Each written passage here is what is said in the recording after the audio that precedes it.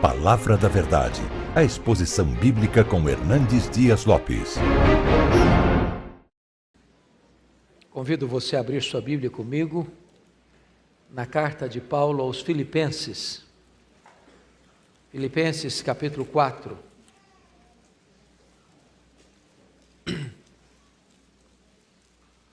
Nós faremos a leitura dos versos 6 ao verso 9. Filipenses 4, 6 a 9.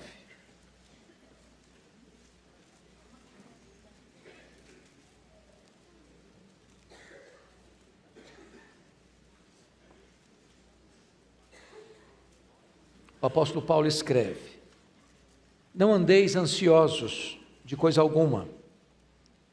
Em tudo, porém, sejam conhecidas diante de Deus as vossas petições pela oração e pela súplica com ações de graças.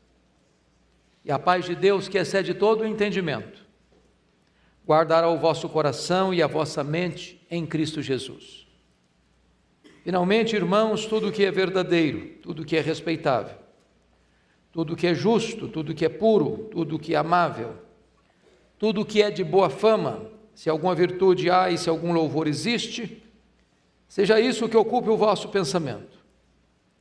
O que também aprendestes e recebestes e ouvistes e vistes em mim, isso praticai, e o Deus da paz será convosco. Amém. Hoje eu quero conversar com vocês sobre um tema, sobre um assunto que atinge a todos nós. Se formos honestos com nós mesmos, teremos que admitir que num grau maior ou menor, todos nós enfrentamos esse problema chamado ansiedade.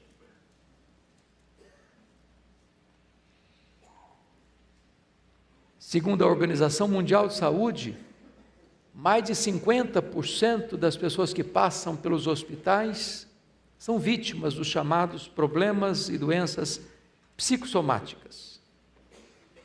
Os problemas da vida vão grudando em nós e nós vamos somatizando isso. E muitas vezes nós ficamos extremamente ansiosos, a ponto de um dos mais expoentes representantes da psicologia, Rollo May, afirmar que a ansiedade é o mais urgente e o mais grave problema da nossa geração. A ansiedade é democrática, ela atinge a todos, até as crianças. É curioso como nós estamos vivendo hoje a geração de crianças ansiosas. Também puderas, né? Também puderas. As crianças são expostas hoje a imagens de violência, a desenhos animados de feitiçaria, de coisa pesada. Alguém já brincou que se você tiver coragem de assistir todos os desenhos da televisão brasileira, de noite você não dorme com a luz apagada. A meninada está estressada. E é curioso que há pouco tempo, lá em Vitória, eu cheguei um dia, e eu gosto de brincar com as crianças, e tinha uma menina brincando assim, bem distraída, e eu me aproximei dela com muito jeitinho e disse assim: filha, que vidona, hein? Ela olhou brava para mim e disse: o senhor é que pensa. E eu tomei um susto, porque jamais podia esperar uma resposta dessa de uma criança, já estressada.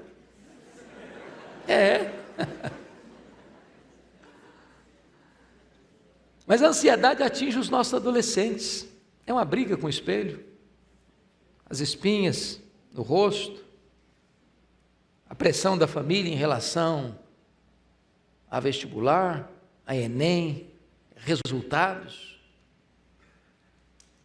A ansiedade atinge os nossos jovens, vivendo o problema aí, caso ou não caso, com quem caso, quando caso, o que é que eu vou fazer da minha vida? Consegui tirar o diploma, mas cadê o emprego? É um problema. A ansiedade atinge os casais, os casados, né? A pressão da estabilidade financeira, a pressão garantia no emprego, problema do estudo dos filhos.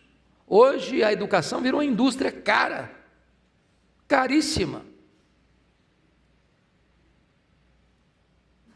Namoro dos filhos, o medo de perder o emprego já na meia-idade. O que é que eu vou fazer? A ansiedade atinge os idosos, medo de doença, medo de solidão,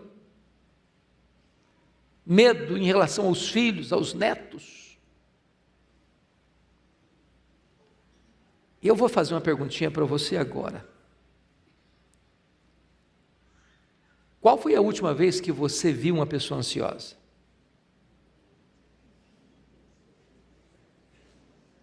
Eu acho que deve ter sido hoje, não? Você se olhou no espelho antes de vir para cá. Então, como é que nós vamos lidar com esse problema da ansiedade? Muitas pessoas acham que você resolve isso e na farmácia comprando um ansiolítico. Você toma um bom remedinho, dá uma relaxada, mas você tratou do sintoma, mas não da causa. Como é que a gente lida com isso? Bom, Paulo trata desse assunto no texto que nós lemos. E ele primeiro diagnostica o problema. No versículo 6, veja comigo: não andeis ansiosos de coisa alguma, em tudo, porém, sejam conhecidas diante de Deus as vossas petições, pela oração, pela súplica, com ações de graça. Então, quais são essas causas da ansiedade? Se você percebeu, lendo esta epístola, você vai notar que em cada capítulo desta carta, Paulo trata de um problema que pode gerar ansiedade. No capítulo 1, ele diz que as circunstâncias da nossa vida podem produzir ansiedade em nós. Hoje, gente, todos nós lidamos com circunstâncias difíceis. Você planeja uma coisa, acontece outra. Você sai de casa para trabalhar, bate o carro. Você chega no emprego, você é convidado a ir para o departamento pessoal, porque ali não tem mais chance para você. Você estuda anos a fio para um concurso, faltou um pouquinho, mas você não passou. Você vai no médico para um exame de rotina, descobre que está com uma doença grave. Circunstâncias que você não controla, mas que atingem você. Paulo, ao escrever esta carta, ele estava preso, ele estava algemado em Roma. E ele tenta acalmar o coração da igreja e dizer o seguinte: eu quero que vocês saibam que as coisas que me aconteceram têm antes contribuído para o progresso do Evangelho. Estou passando situação difícil, mas eu não perdi a perspectiva de que Deus está no controle da minha vida. Pode existir para mim acaso, para Deus não. Para Deus existe providência. Olhe para a vida na perspectiva da soberania de Deus, para que as circunstâncias não tirem de você a sua paz e produzam em você ansiedade. Mas se você olhar no capítulo 2 dessa carta, não andeis ansiosos de coisa alguma. No capítulo 2, Paulo trata de um outro problema que gera ansiedade no coração da gente. São os relacionamentos estremecidos. A igreja de Corinto, a igreja de Filipos era uma bênção, mas os crentes estavam batendo cabeça. Pasmem vocês, até as mulheres da igreja estavam brigando. As mulheres quando brigam, porque o som está muito difícil mesmo. A Evódia e a Cinti que não pensavam concordemente mais no Senhor. Tinha irmão lá na igreja, trabalhando na igreja, mas lidando com partidarismo. Outros trabalhando na igreja, mas vanglória. Tinha muita gente trabalhando, mas sem trabalhar em harmonia, concordemente.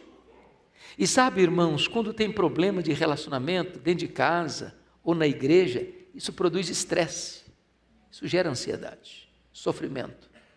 E eu posso até garantir para você que as pessoas nos fazem sofrer mais do que as circunstâncias. As pessoas nos machucam, as pessoas nos decepcionam, e nós decepcionamos as pessoas. Isso produz ansiedade.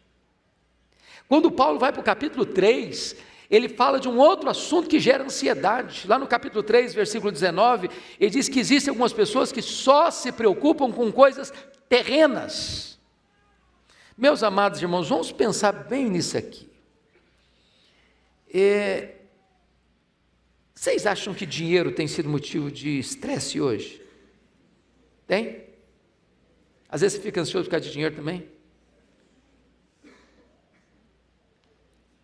É curioso como a nossa geração mudou o padrão. Por isso tanta ansiedade. Por exemplo, na década de 50, nós consumíamos 5 vezes menos do que consumimos hoje. E não estamos mais felizes por isso. O luxo do ontem tornou-se necessidade do hoje.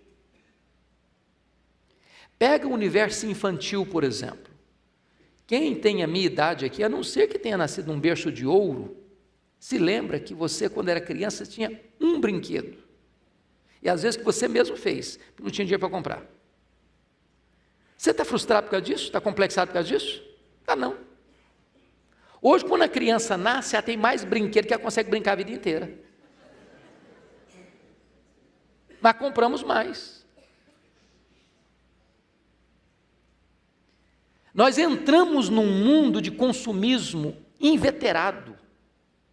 Nos endividamos por isso, compramos com leves 10 suaves prestações que vão vencer e você vai ter que pagar. Fica prisioneiro de cartão de crédito que tem um juro astronômico, depois você fica com um garrote no pescoço, sufocado. Mas a compulsão da compra, as placas do comércio tão convidativas, leva você a comprar o que você não precisa, às vezes até com dinheiro que você não tem, para impressionar a pessoa que você nem conhece. Isso gera o quê? Ansiedade. Agora pense comigo que quando Paulo está tratando de ansiedade, alguém já disse que a ansiedade é você ser crucificado entre 2 ladrões. O ladrão do passado e o ladrão do futuro. O ladrão do passado é o remorso, o ladrão do futuro é a preocupação. Tem gente que está ansiosa hoje porque não resolveu os problemas do ontem. E Paulo lida com isso no capítulo 3 dessa carta, quando ele diz: esquecendo-me das coisas que para trás ficam, prossigo para frente, para o alvo, para a soberana vocação de Deus. Pense quem foi Paulo. Foi um assassino, mandou matar muita gente, tinha muito sangue derramado, e ele tinha as mãos contaminadas de sangue. Se ele não tivesse se apropriado do perdão de Deus, ele tinha que viver num divã de um psicanalista a vida inteira. Então talvez você precise fazer aí uma faxina no seu passado, quebrar alguns grilhões, romper algumas cadeias, algumas reminiscências amargas. Você que às vezes foi machucado na sua infância, foi abusado sexualmente na sua infância, ou você que sofreu algum bullying na escola e até hoje você carrega traumas e dores na alma, você precisa deixar o passado no passado, para que o passado não seja uma assombração no seu presente.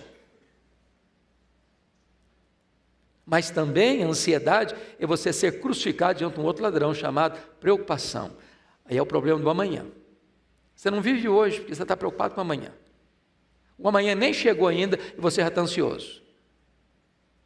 Então, é muito importante entender aqui algumas coisas.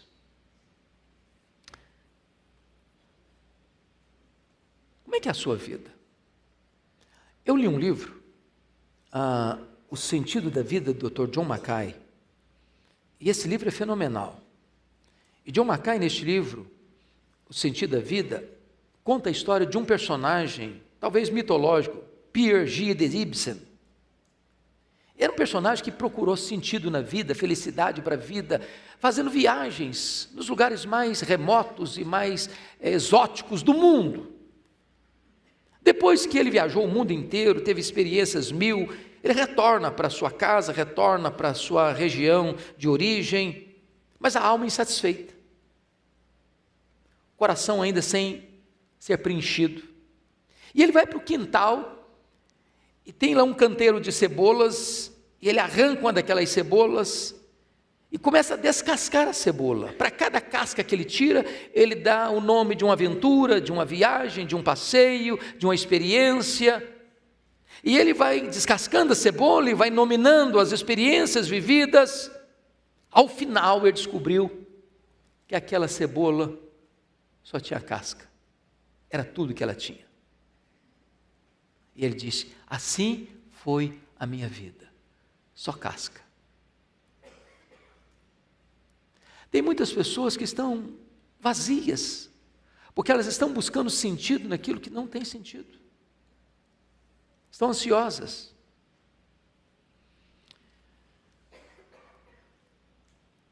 Quais são os resultados da ansiedade? Primeiro, a palavra ansiedade na língua grega é muito forte. Sabe o que significa a palavra ansiedade na língua grega? Estrangulamento. É puxar você em direções opostas, é rasgar você pelo meio, é agredir você emocionalmente, é violentar você psicologicamente. Então, o que a ansiedade faz? Ela rouba as nossas forças. Por que rouba as nossas forças? Porque ansiedade ou preocupação é quando você está sofrendo por algo que ainda não está acontecendo, que tem potencial de acontecer, mas não está acontecendo, e você antecipa o sofrimento e começa a sofrer.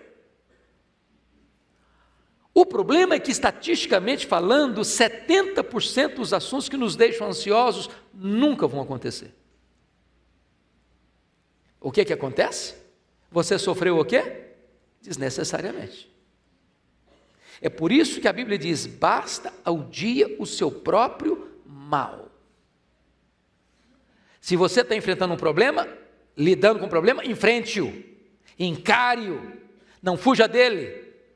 Mas se o problema ainda não está ocorrendo, não puxe o problema do futuro para o presente para sofrer por ele, porque isso não vai ajudar você, isso não vai fortalecer você, isso vai enfraquecer você. E se porventura o problema de fato vier a acontecer amanhã, se você sofreu ontem, vai sofrer hoje de novo, vai sofrer 2 vezes.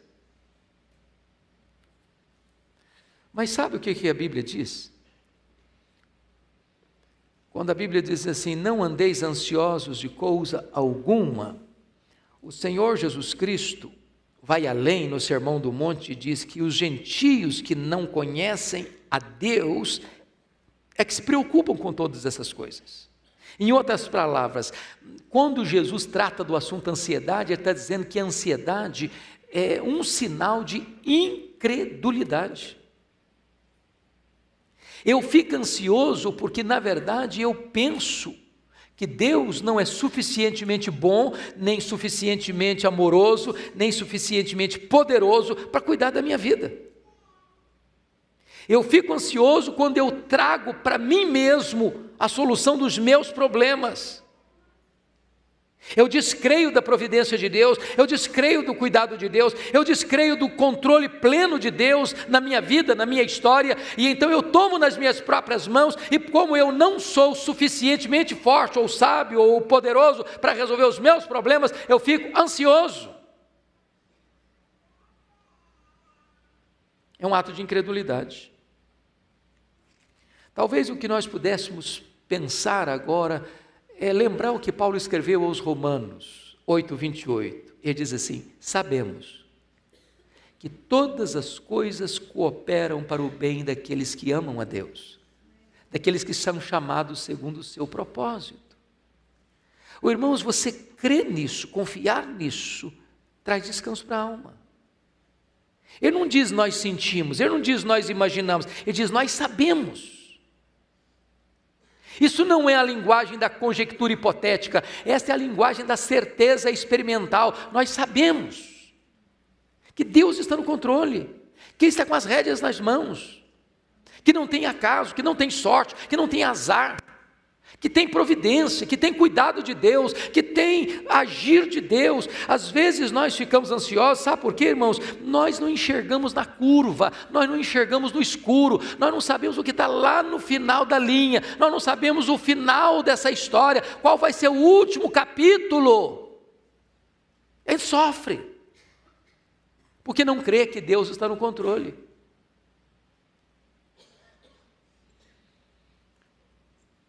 Agora deixa eu dizer uma coisa para você, a ansiedade é inútil. Jesus Cristo perguntou assim lá em Mateus 6:27, qual de vós, por mais ansioso que esteja, pode acrescentar um côvado à sua existência? Um côvado, irmãos, é a distância do cotovelo à ponta do dedão. Dá 45 centímetros. O que ele está dizendo é o seguinte: você não estica a sua vida, nem sequer meio metro, pelo fato de você estar ansioso. É inútil, absolutamente inútil. Você não fica melhor porque está ansioso. Você não fica mais sábio, mais forte, mais poderoso porque está ansioso. A ansiedade, ao contrário, ela drena suas energias. Ela tira o seu foco. Ela desvia a sua atenção do Deus que está no controle para o problema. O problema que é maior que você.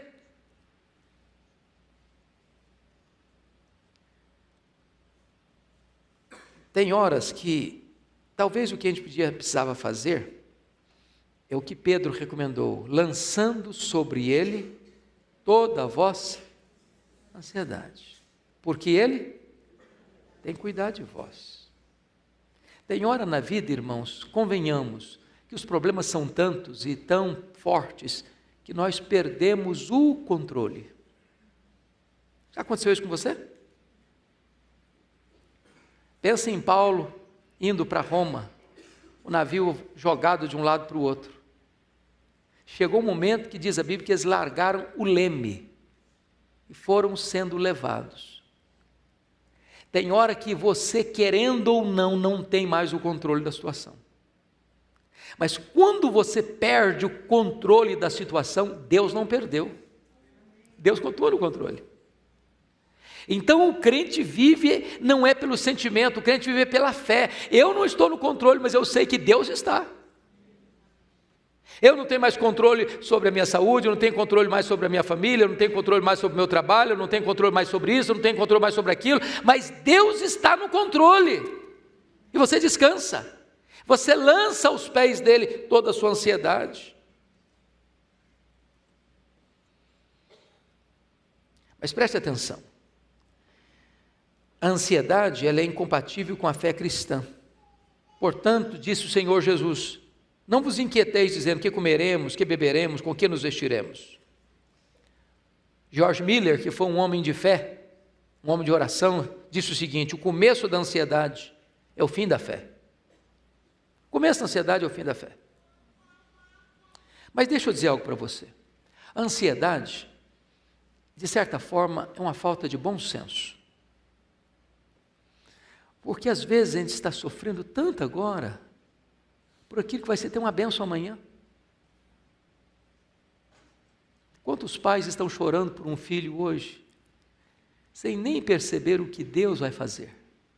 Levanta esse filho, levanta essa filha, para ser uma bênção. E você está chorando, sofrendo hoje, em vez de estar confiando na providência de Deus. Eu nunca me esqueço de uma cena a que eu passei no seminário. Eu morava num prédio, Raquel, é o prédio anexo ao prédio maior do seminário, e só tinha um bebedouro, ficava lá no final do corredor. Estava no quarto 9, tinha que rodar alguns metros para ir no bebedouro tomar água à noite. E eu estou levantando de madrugada para ir no bebedouro, quando estou passando, a porta do quarto de um colega aberta, colega de turma. Aliás, o mais jovem colega de turma. Quando eu olho, ele estava chorando, mas chorando convulsivamente. Eu tomei um susto. Entrei apressadamente e disse: o que é que aconteceu? Morreu alguém na sua família? Ele disse: não, eu estou com medo da minha mãe morrer. Falei: mas em qual hospital que ela está? Qual o problema dela? Não, ela não está doente não, só estou com medo dela morrer um dia. Falei: cara, mas deixa a sua mãe viver, ué. Sabe o que é que aconteceu? Isso tem 40 anos, a mulher está viva até hoje.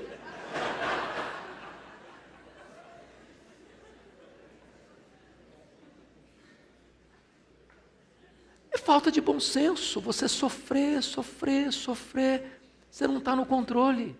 Calma, descansa, entrega para Deus, confia. Não andeis ansiosos de coisa alguma. Bom, mas se Paulo só nos desse esse conselho, talvez ele não nos ajudaria tanto. Depois que ele diagnostica o problema, ele vai dar o remédio, vai mostrar o remédio. O que ele diz aí no versículo de número 6? Em tudo, porém, sejam conhecidas diante de Deus as vossas petições, pela oração e pela súplica, com ações de graças. E aqui eu chamo a sua atenção para um ponto importante. Como é que você resolve a ansiedade? Paulo nos dá uma receita com 3 remédios eficazes. Primeira coisa, você quer resolver o seu problema de ansiedade? Aprenda a orar corretamente.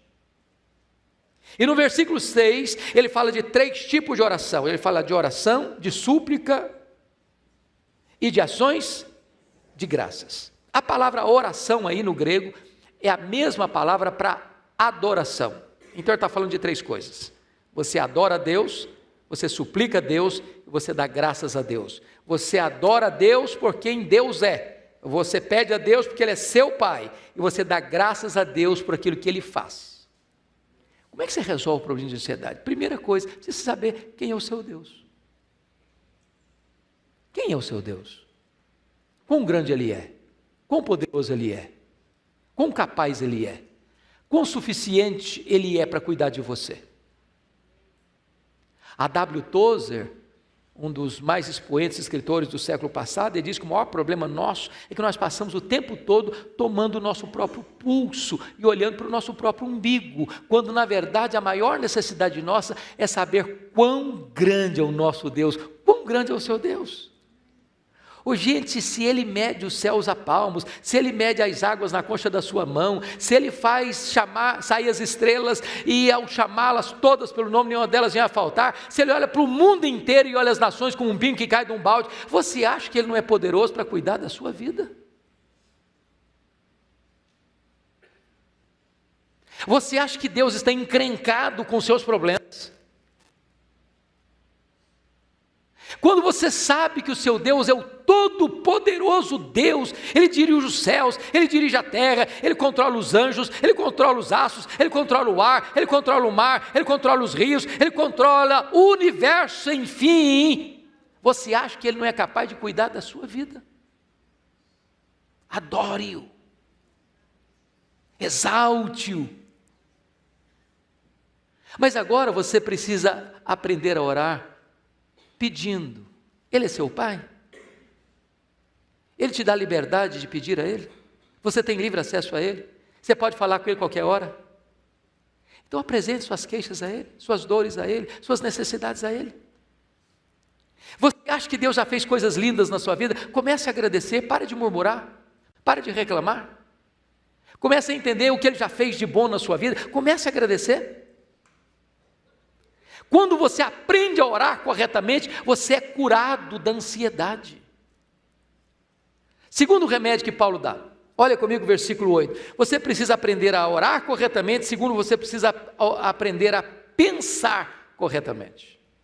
E ele diz no versículo 8 assim: irmãos, tudo que é verdadeiro, tudo que é respeitável, tudo que é justo, tudo que é puro, tudo que é amável, tudo que é de boa fama, se alguma virtude há, se algum louvor existe, seja isso que ocupe o vosso pensamento. Oh, irmãos amados, a vitória ou a derrota está aqui. Agora, para você fazer isso, você tem que ler Bíblia, você tem que conhecer as promessas de Deus, você tem que se alimentar das verdades de Deus, você tem que tomar posse das promessas de Deus, vai alimentando a sua mente, vai alimentando o seu coração, das promessas que Deus faz. Sabe por quê? Porque Deus é fiel à sua própria palavra, nenhuma das suas promessas jamais caiu por terra, e quando você vai lendo a Bíblia, vai conhecendo a Bíblia, vai conhecendo a palavra, vai se alimentando das promessas de Deus, isso vai entrando na sua mente, isso vai entrando no seu coração, e você vai pensando biblicamente. Quando a luta chegar, quando o problema vier, quando a prova bater, quando a ansiedade bater a sua porta, você está cercado por uma estratégia divina, por a fortaleza divina que protege a sua mente e o seu coração. Terceiro remédio para você curar a ansiedade. Primeiro é aprender a orar corretamente. Segundo é aprender a pensar corretamente. A terceira é aprender a agir corretamente. Olha o versículo 9 comigo. Ele diz assim: O que também aprendestes e recebestes e ouvistes e vistes em mim, isso praticai. Eu posso ser um teórico, saber tudo. Se eu não boto em prática, não vai adiantar nada. James Hunter disse com muita clareza: você não é o que você sabe, nem o que você sente, você é o que você faz. Se você for um mero ouvinte da palavra de Deus, mas não for um praticante da palavra de Deus, a ansiedade vai pular nas suas costas e vai te dominar. Agora, vamos entender algo aqui, meus amados irmãos, ainda. Depois que Paulo trata do remédio, ele diagnosticou o problema, ele deu o remédio para o problema, agora ele vai mostrar a cura para o problema.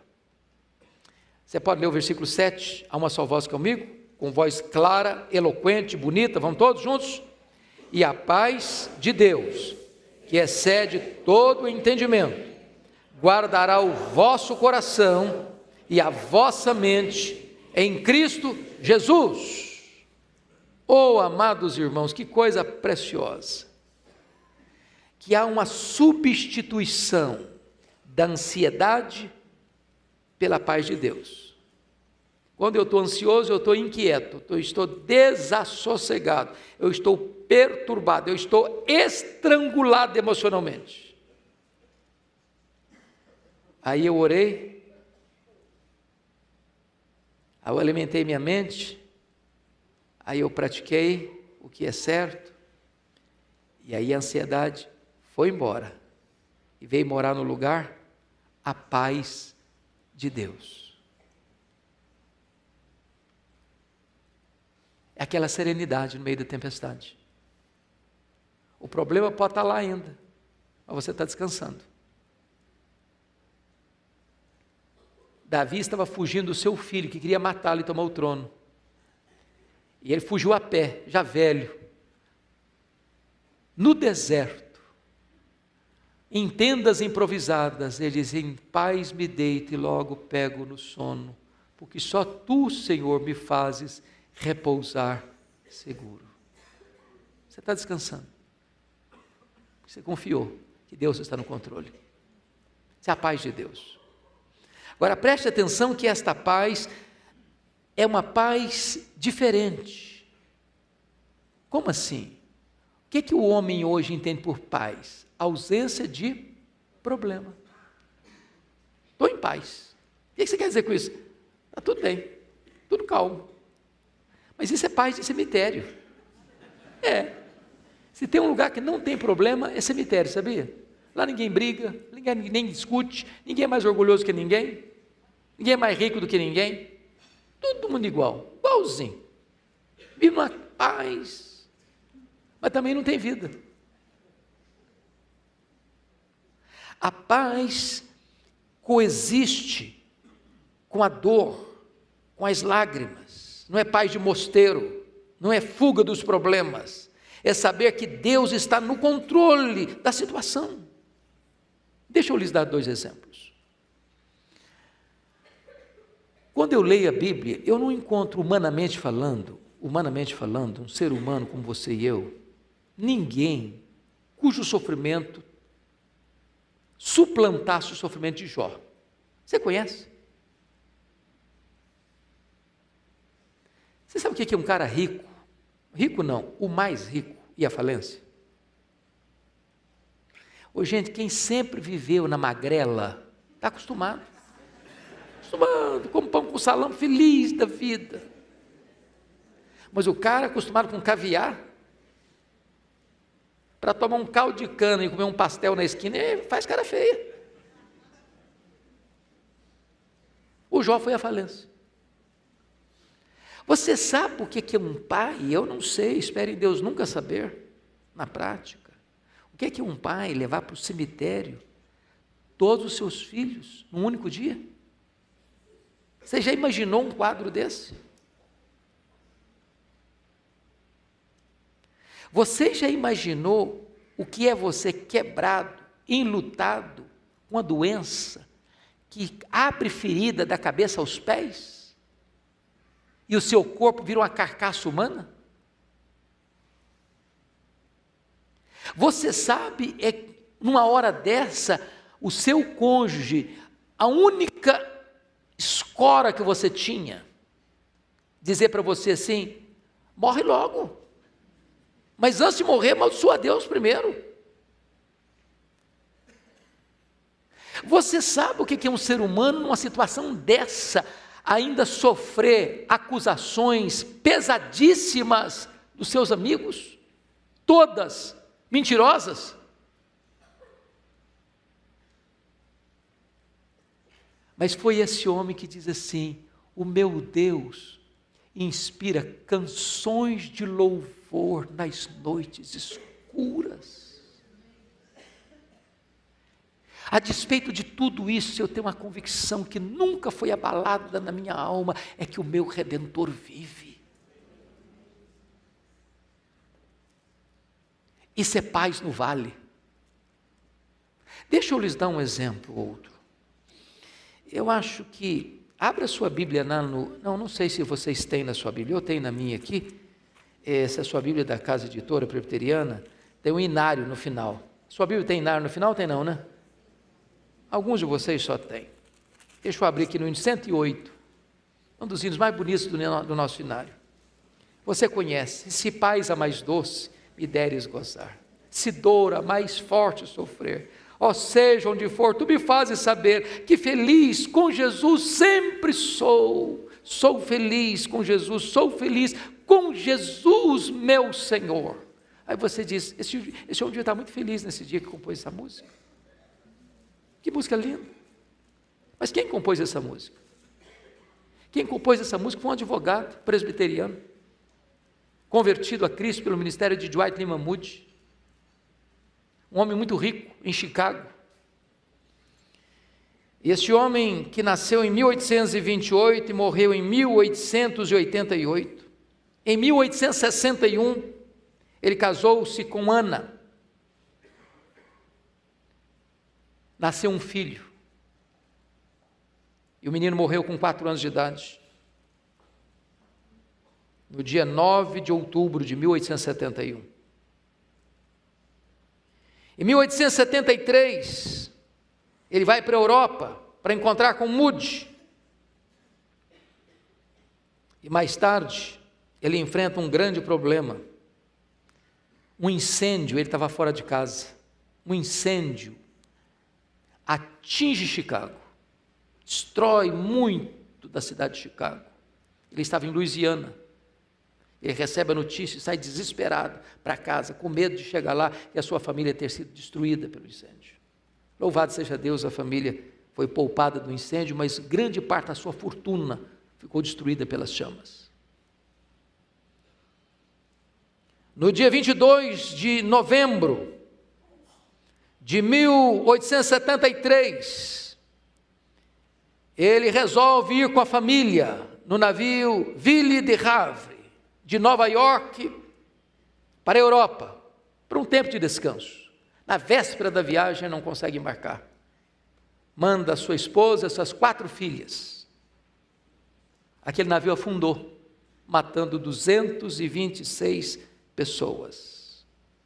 No dia 1º de dezembro de 1873, ele recebe um telegrama da sua esposa: salva, porém só. As 4 filhas morreram no naufrágio. Dr. Spafford pega um navio e vai para a Europa ao encontrar sua esposa. E ele pede ao comandante para mostrar para ele exatamente o local do naufrágio onde suas filhas morreram. E ele, que nunca tinha composto nenhuma música, escrito nenhuma poesia, quando ele vê o local, o Deus que inspira canções de louvor nas noites escuras, colocou no coração dele esta música: se paz a mais doce me deres sofrer, se dor a mais forte sofrer, ó seja o que for, tu me fazes saber que feliz com Jesus sempre sou. Sou feliz com Jesus, meu Senhor. Mas o estribilho no original é mais forte ainda, porque no original o estribilho é este: It's well with my soul. It's well with my soul. Está tudo bem com a minha alma. Está tudo bem com a minha alma. Está tudo bem com a minha alma.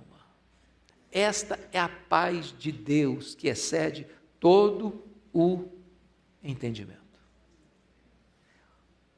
Paulo termina dizendo que a paz de Deus que excede todo o entendimento guardará o vosso coração e a vossa mente em Cristo Jesus. E a palavra guardará aqui no grego é colocar sentinela, colocar uma soldadesca. Quando você ora, quando você pensa, quando você age, então a paz de Deus vem e guarda a sua cabeça e guarda o seu coração. Faz sentinela na sua razão e na sua emoção. E então quando a ansiedade tenta entrar, não consegue mais, porque a cidadela da sua mente e do seu coração estão guardados pela paz de Deus. O que é que você e eu vamos fazer com a ansiedade?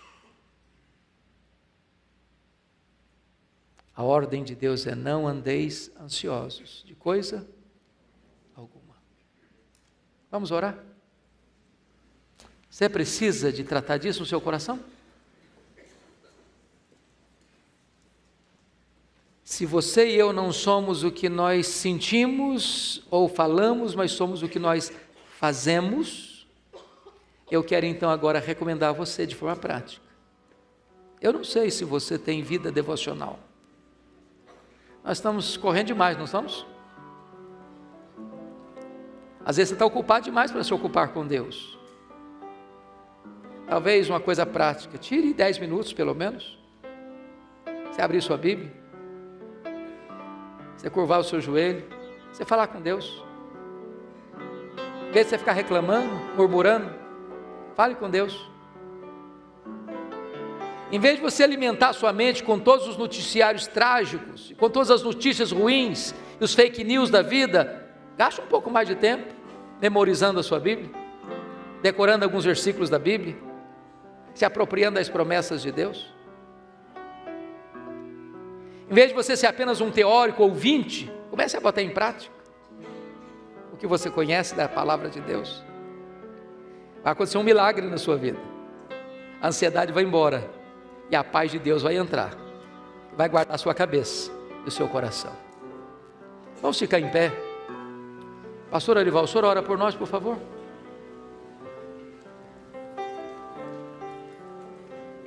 Eu vou orar e vou trocar o hino. Só temos que cantar agora, sou feliz com Jesus. 108. Senhor Deus, o Senhor conhece a nossa estrutura. E o Senhor sabe que nós somos pó. Nós somos frágeis. Mas a Tua palavra nos diz, e nós cremos nesta noite, que tudo podemos naquele que nos fortalece.